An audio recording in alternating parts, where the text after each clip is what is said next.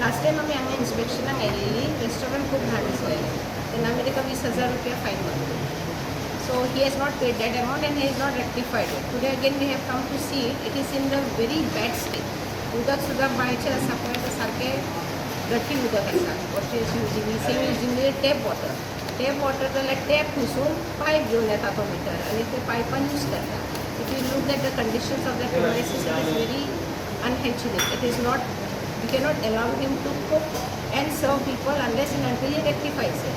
So आमी ताका 5 days दिले, but he's asking for 15 days. But he cannot start the restaurant till he rectifies because it is really in a very pathetic condition. इतले घाण आसा की it is very bad. दार सुद्धा ना फाटले मोडके तोडके दार आसा ताका आउट बॅक डोर तेचे. लास्ट टाइम सगळे वायलेशन्स केल्ले तेणी एक सुद्धा रेक्टिफाय करूं ना. And he was fined ₹20,000 which he has not paid also till date. So now what you are going to do? Now we are asking him to close down. He has to close down till he rectifies all the deficiencies and get it. कोण officers आहात तुमचे?